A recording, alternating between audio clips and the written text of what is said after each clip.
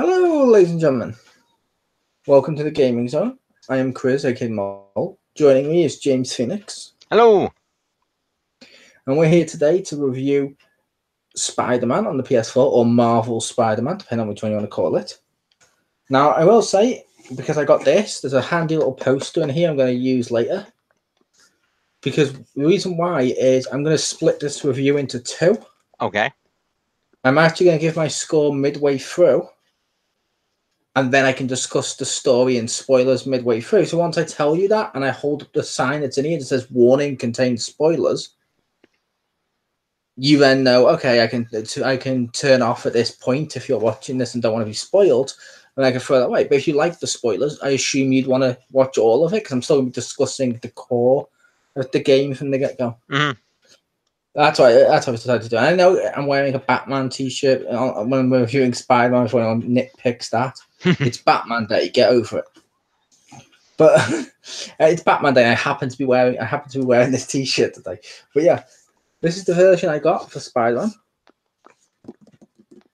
I got the deluxe edition in a nice big box. What this comes with when you open it up, it has a steel tin edition. Nice. Which is kind of cool.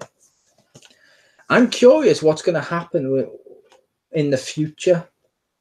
Because they've already given him a white spider. So when they eventually get to Venom, what's his logo going to be? Is he going to be a white Venom with black? Because that's anti-Venom. Yeah. And I don't think he's going to be that. But here's the post I'll be holding up later. Nice. Warning, containing spoilers. They didn't just put this in here in case you were reviewing it, if that's what anyone's thinking. Like, oh, that's a handy little poster.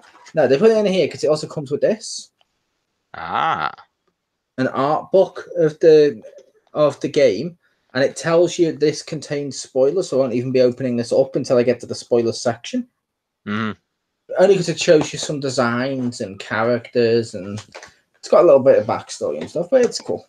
Yeah, sure. But there's Spider-Man. Cool. Now, I will say, Anastasia Lazerbeam was unable to make it today.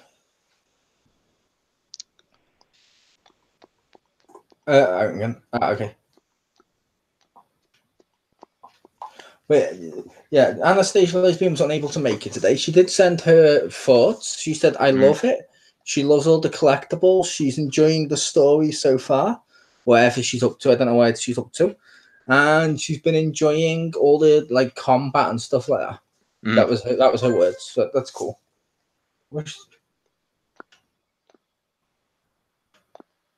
I'll put that there. But yeah. Anyway, as I was saying, yeah, basically with the game itself, one thing I will say from the get-go is when people looked at it on the reveal trailer, some people were worried there was going to be too many too many quick time events. And yes, Jim, that is my trophy for you. That's right there. But yeah, you were worried. People were worried there was going to be too many quick time events. There's not really. And there is an option in the game to turn them off. Oh, that's interesting. I don't think it turns off all of them. I think on some crimes or something you still have to type them in. I don't know because I kept it on. Right. Now I will say the quick time events are weird when you see them because you see the button and then circle and it goes and it shrinks into the circle. When it gets into the circle, that's when you have to press it. At first, I was pressing it straight away. I was like, why am I failing? I pressed it dead fast. Why am I failing? And I was like, oh, okay, I have to do it that way. The combat, some people thought was going to be very similar to the Arkham games. It's not. You can it's basically you get to transverse, or whatever you want to call it, and go up the walls, jump off them, and combat into the air. It's very acrobatic, his combat in this, which is pretty cool. There's a lot of secrets and unlockables for you to get. Like scattered across the whole city is a load of backpacks. And they are explained in universe as he won unlimited backpacks from Wilson Fisk. Mm-hmm. So I was like, okay, that's cool. And basically, I took, because he had the choice, the money or the backpacks. He turned down the money, but took the unlimited backpacks. So why not? But yeah, or the year's supply of backpacks. But that, which is funny. Let's face it, it's funny. With him being like 50 something, it means he's pretty much losing one a week. But yeah, basically with the back, but they're scattered. There's a load of photo opportunities to take away with an in-game camera. You take them for the landmarks and stuff. Then there's another photo mode where you press start and you actually get to take selfies, and you get to post stickers on there, and you get to post actual pictures. You don't want just selfies, frame them. If you look on, and like go on Twitter and type in hashtag Spider-Man photo mode, it's actually got more. It's actually trending more than the game's hashtag is right now. People love this photo mode. It's huge. And rightfully so. Like, Jim, I know you've seen some of the photos it takes. Yeah, it's good photos, and the fact that you can move yourself around a little bit to get just the right photo and stuff is really helpful. It is. I like that. What did you think of the combat and stuff, or the little bit? Because I know you played mainly the tutorial, which means how do you feel about it? I think the gameplay. Yeah, that's fine. I think the gameplay works well for Spider-Man. The fact that he does fight acrobatically, I think it fits the character very, very well. And that when you can try to go in and do straight up beat 'em up punches, you're much more likely to get shot and die that way. Whereas if you can master the varying types of things he can do with his webs and his acrobatics, you'll be much more easily able to take out groups of enemies. It was also interesting to see that because of that unique mechanic, even on a regular, even on like an easy mode, it's when you get around groups of enemies, especially enemies that have guns, it can still be very difficult to counter those groups unless you've really mastered the ability to constantly dodge and use the acrobatics to avoid the shots. But it definitely fits the character really well, and I think that works well for the game, even if it does add a little bit of difficulty to it, because it's not what most people expect from a video game. Maybe I was muted. Yeah, that makes sense. And yeah, you have to be on your toes and dodge a lot. There's also other combat elements that weren't in the tutorial, but they were kind of. Obviously, you saw the rocket launchers, where if someone finds a rocket launcher, if you dodge it, you can web it and swing it back at them, which is cool as hell. There's a lot of gadgets in the game, like there's web bombs where you throw them and explodes on everyone. There's like trip mines where you fire them and they instantly go and just yank people back. Fun fact with the trip mines, if you fire one on a fog and the nearest surface is another fog, they web together, smash together, and just fall to the floor. Nice. I like that. It's funny. I don't know why. And when you're webbing them and you're throwing them around, you can throw them into stuff. I showed James a video, and it was on my Twitter of with webbing someone to scaffolding and then webbing the scaffolding down on top of them, which is funny. I even did one where I webbed someone to the top of this military vehicle that has guns on top. Then I can web the guns and yank them off, throw them at the thugs, and it explodes while the guy's still stuck to them. Which is kind of ridiculous. But the suits have powers too. So if you press both the thumbsticks in together, you get a suit power. You've seen one of them, haven't you? Yeah, I think so. Like, one of them constantly keeps giving you focus, which is what you can use to heal or to do special moves, which they're pretty cool. As well as that, though, you've also got like the spider buddy that flies out and shoots people with electricity. There's Web Blossom, some people think's OP, where he spins around going in the air and just webs everything inside. There's decoys. There's one for the vintage costume that's in the game that makes him go and make a quip. It's completely useless, that power, I think. I don't know. It might just be. I don't know what it's for, but you do it. You just you go pointing your finger guns at the enemy when you say a sarcastic comment, and I'm like, okay, that's funny. He has a quip button. I like that. But yeah, and different suits in the game because you can customize suits. That's something else that I know I showed James. But you can take different suits. Like, one of the suits it gave me for pre-ordering the deluxe one was the Iron Spider from Avengers Infinity War. And basically, that has the arms that can't attack. However, you can put that one on, then you could go to another costume. Like, let's say you went to the default one, like well, not the default one, the first unlockable white one with the main one with this logo on it. Right. You can take its power if you want to and do it, or you can have that suit with the Iron Spider's arms. It's up to you. You can mix and match the powers to suit you.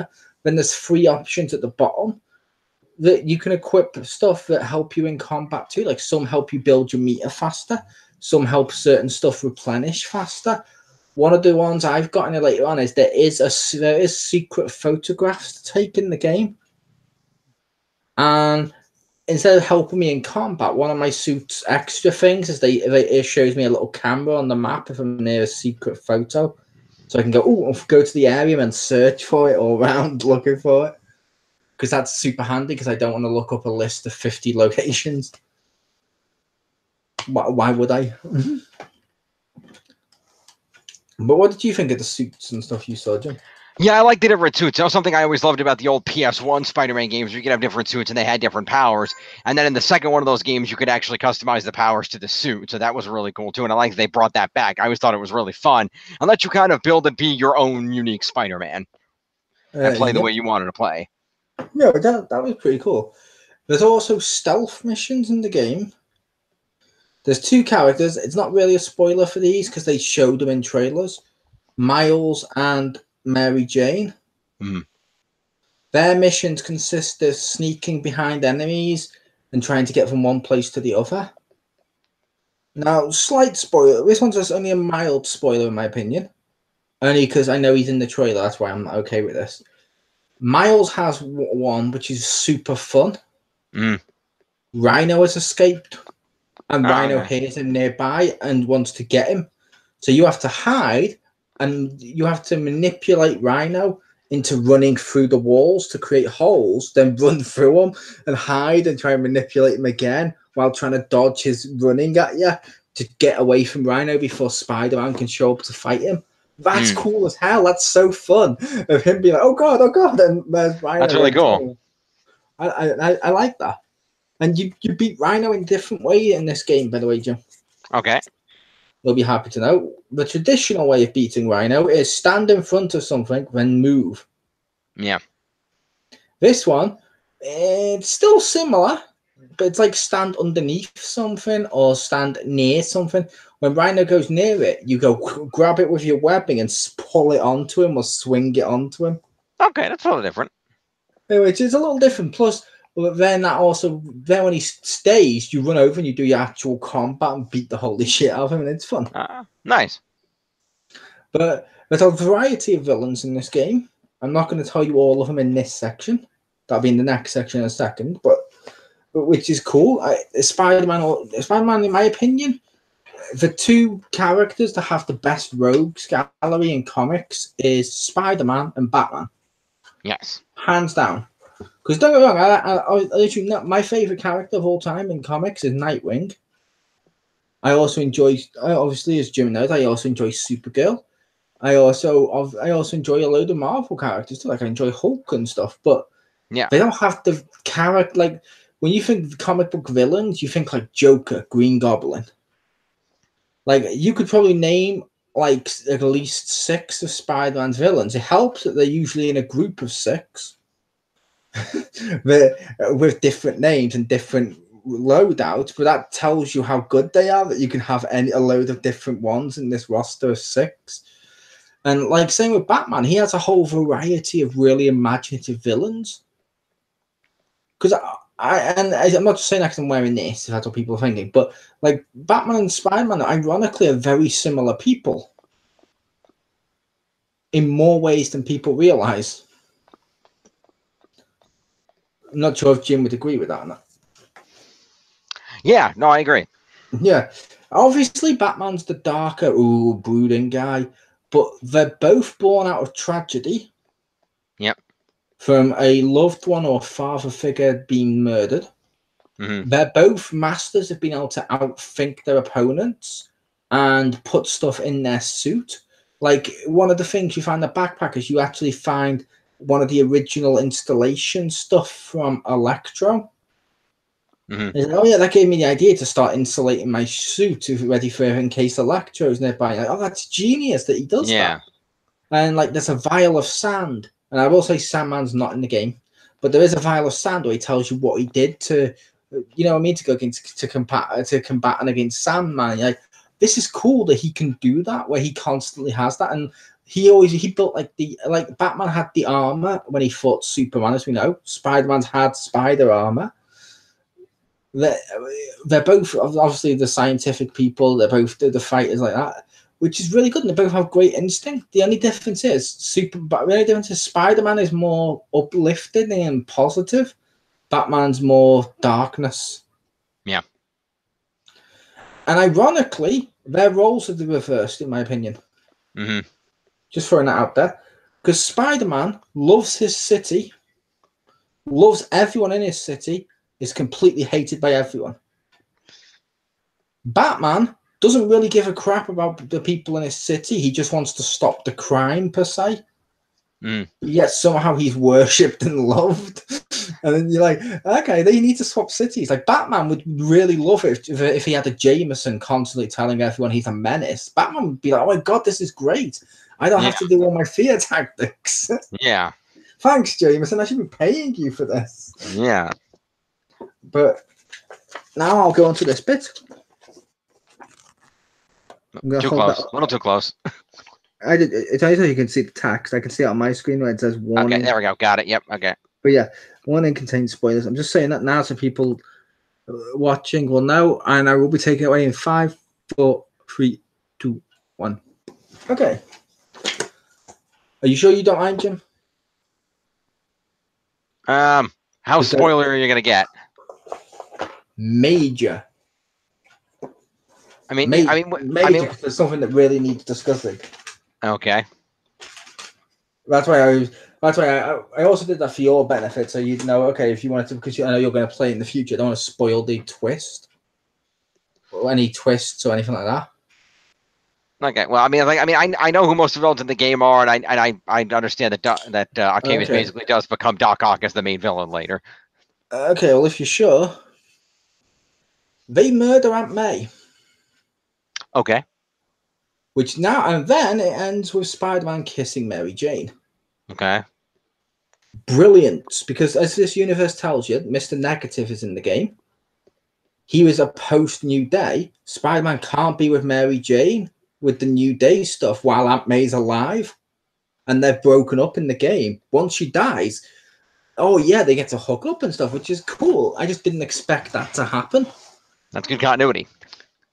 And I don't know if they planned it to be a New Day twist, but if not, they fell into something. And if they did, it's genius. And I liked seeing those two together. There's Jameson is running is it Alex Jones? I think his name is the guy on the internet. Yeah, something like that. Yeah. He's running one of those. And I also love the fact that there's a debate going on with who he is at the moment. Mm-hmm.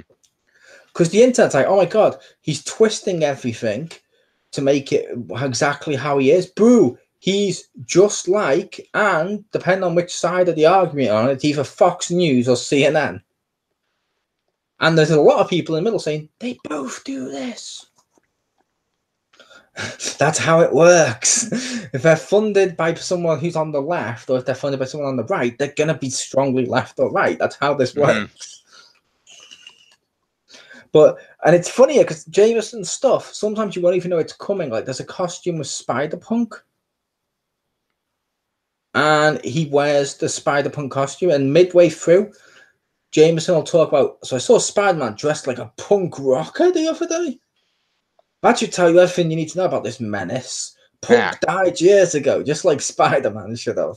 And you're like, oh, this is brilliant. I don't know why, like, he's so petty.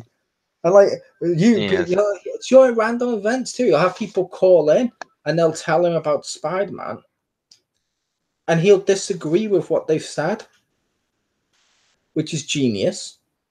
And yeah, like I said, the ending, which I mentioned with the Aunt May stuff, is really emotional. The Doc Ock storyline is amazing. I'm gonna say Mr. Negative is good as a one-shot villain. I don't think he deserves a sequel unless he's like a small underboss at that point, because he's not strong enough to have a whole thing. But basically, Spider-Man goes against Doc Ock and has this huge emotional thing because he goes against him, and midway through the fight, Doc Ock then reveals, "I know it's you, Peter." He's like, "What?" And Spider-Man gets so angry that he powers out of Doc Ock's stuff because he's built anti-Ock armor and beats the shit out of him. Because the one thing people need to remember about Spider-Man is he holds back a lot. He does. He stops holding back and he beats the shit out of Doc Ock and leaves him on the floor, takes out the chip so he can't control his arms. And because obviously of how he is, he's just beaten up, lying there, unable to move with the arms. And Spider-Man just leaves him. And he's like, "Save us, Peter. Remember, save me. Come on, we're friends. And remember, Peter, if only me and you know your secret." To which Peter just looks back at me and sort of basically like, "Tell him I don't care. You deserve to go to prison," and just leaves. Which is genius. And then you have the Aunt May thing, which is made more upsetting by the fact she reveals she knows he's Spider-Man. Because Spider-Man goes there and he's in the hospital with her, and she goes, "Can you take off your mask?" to Spider-Man. He's like, "What? Why?" He's like, I want to look upon the face of my nephew." And you're like, "Oh my god, that's amazing." It's also kind of shitty of her because a lot of the times in the game before this, she's constantly bitching that you're late.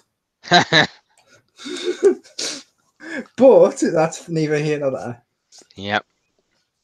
Mary Jane's got a great character in this. If she's like a news reporter, and it goes through all that stuff. And I like Mary Jane. Some people are split on it. Like some people don't like how she looks. I think she looks fine. I like how she looks. I like her actual character. She doesn't see herself as a sidekick or a side character. She even says to Peter at one point, "I want to be partners." And that's how she sees herself. And she's constantly trying to help Spider-Man because he's saved her so many times. And that's great. I like that. They've given her a bit more oomph to her, which I like that. That's good. Miles has a bit of a story going on too, which is kind of cool. I'm not a big Miles fan, but it's cool for people that like him, and his story at least gets played out in an interesting way.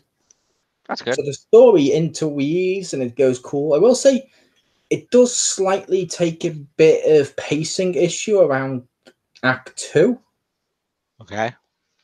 Because it starts like, okay, you're against one or two villains in the city, typical story where, villains, boss villain, and that way, you know what I mean? The typical structure. Couple of big moments, cool. Then suddenly, like Act 2, or like right near the end of Act 2, you're in a helicopter, get shot down into prison, and you're told all the villains have escaped the raft, and now all the Sinister Six are together, and they beat the shit out of Peter and leave him to die, and just throw him off into water to die, and just leave him, and you're like, what the fuck just happened? It was like, what, 4 missions ago? I was taking out one villain on his own and be like, I can beat him. And that's when you got 6 of them all at once. This escalated quickly. You know what I mean? Like the pacing just suddenly oomphed up. But it makes sense because all the villains are in that place and they're all established. So why not? Right. Makes sense. It's cool seeing the Sinister Six. Now, I will say with the Sinister Six that the chemistry between them is really good. One thing I do love, one of my favorite pairing is Scorpion and Rhino. Okay. Because Scorpion, the way they've done him in this game is he's really a psychological killer. Okay. I don't mean psychological like he messes with your mind. I mean psychological like he likes to think before he strikes and attacks and kills. Rhino doesn't exactly think, as we know. So when you have Rhino teaming with Scorpion, they constantly get in each other's way. And that's part of the fun. Because let's face it, usually with the Sinister Six, that's how he defeats them. He makes them hit each other.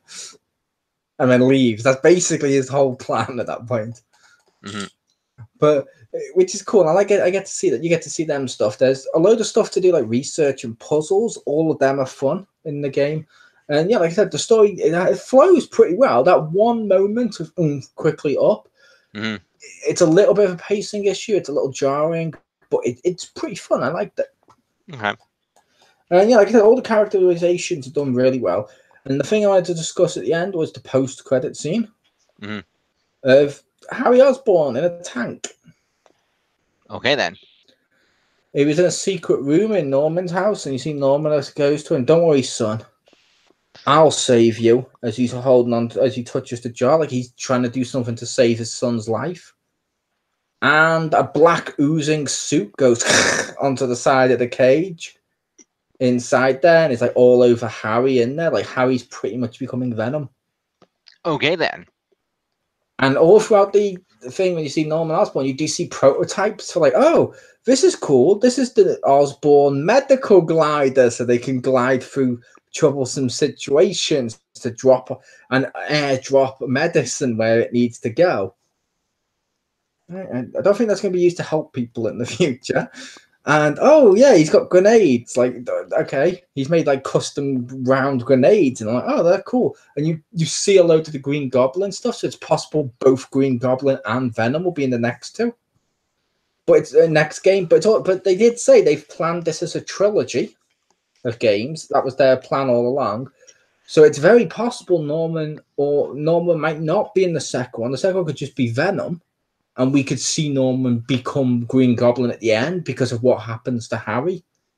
Because let's face it, if Spider-Man kills Venom, that's going to make Norman Osborn want revenge. Yeah. That's when Mary Jane had to cut her hair, dye it blonde, and go by the alias Gwen Stacy, so Green Goblin will never find her. Yes. No, I'm kidding. Don't do that game. Don't do that. But no, like I said, the story's good. It feels very modern. It's great when you're swinging through the cities and stuff. And yeah, like I said, my review, as I've mentioned from the very beginning, is I love this game. It's a great Spider-Man game. It's really fun. People need to pick it up and buy it now, in my opinion, because it's just really fun. Because I'm going to say the best Spider-Man game since, for me personally, the PS1 one. Okay. However, the first PS1 one, I didn't really like Enter Electro as much. But I will say, it's probably even better than the PS1 one. Because one of the things with the PS1 one is nostalgia. I'm just going to say that from the get-go. Like, I mentioned to Jim, and I talked about before, like, I absolutely loved What If mode and how crazy it was. And, oh my God, this looked so amazing. And, oh my God, the Human Torch and stuff. I've looked it up in recent years. And I saw a video of What If mode to show someone, and oh my God, the graphics, and oh my God, the gameplay. It just doesn't look very as tight as now. It wouldn't because it's PS1, but that's why I could see people making a case for this being the best Spider-Man game ever, and a lot of people are making that case. Personally, it's my second favorite one. I'm just going to say that. But yeah, I'm going to give it 2 thumbs up. It's a great Spider-Man game. I'm also going to make the case. I'm going to say it's better than the Arkham games. At least City and Night.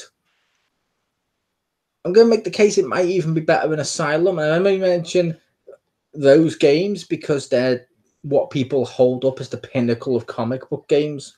Yeah. I'm going to make the case this does it a lot better. Like, you're going through the whole of Manhattan, not like a tight little cut off as part of Gotham. It feels like Spider-Man. You're having fun. They've added a camera mode, so you can just like hang off the Avengers Tower and take a selfie on it. Because why the hell not? It's fucking funny. The collectibles make sense because they're not Riddler inconveniencing people. They're Peter's put his backpack everywhere. Yeah. Which makes sense. He's done that before. Hell, he literally did that in Homecoming and lost his backpack in the movie. There's a lot of suits to unlock, and unlike the Arkham ones, they're not just skins. Yeah, they actually have abilities and stuff. Yeah, they come with abilities, and you can customize what they do. Also, one of them, the vintage one, is actually completely cel-shaded. So I make the case the animated series Batman costume still looks the same. It's just like a smooth 3D model. Yeah. This looks like a cartoon, as Jim's seen with photos when I've been like, oh, in vintage mode, which that's pretty fun. But yeah, so you got all that stuff, and then yeah, like I said, it's a pretty good game. People need to just check it out. It's just a great Spider-Man game. You won't be disappointed. What were your overall impressions and thoughts from what you've seen and played? And like I know, sorry because I knew I was going to give major spoilers, and I hope I haven't ruined that for you. I think it'll still be okay. Like I said, there's 2 more games. No, but I meant because I gave major plot points. It's okay. It's a really enjoyable game from what I played. I like the combat system. I like the versions of the villains they've put in here. I like that it's an open world Manhattan. The game mechanics work really well. The swinging, the web attacks. Like I said, the combat surprised me with how difficult it was, but I think it's just because it's a different kind of combat than in most games, and you have to get accustomed to that. But overall, it seems like a really, really enjoyable Spider-Man game, and I am going to play through this game at some point, whether I rent it or whether I buy it. I don't know yet, but I'm definitely going to play through this game. That makes sense. And yeah, the webbing is weird in this game. I'm just going to say that. It's not as dynamic as Spider-Man 2 when you're webbing and swinging through. It's not 3D where you can just dangle and see it still behind. However, if you web a thug and you throw him, like I mentioned, he'll stick to certain places. He can stick to the floor, the ceiling, the walls, items, cars. I had a police car covered in guys that I'd webbed and threw there by accident. All of them ended up hitting this one police car. And I'm like, okay, that's fine.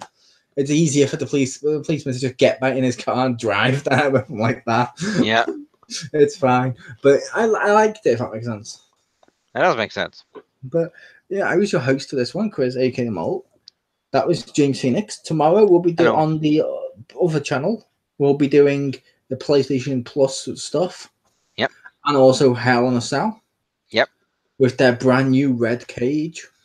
Mm-hmm. Not sure if you saw that. I did not, but that's interesting. Yeah, they've built a new Hell in a Cell, and they had a video of seeing it being built, and it looked red. Okay, that's interesting. Yeah, maybe pretty fun. But yeah, but thank you, and we'll see you all soon. Peace. Peace.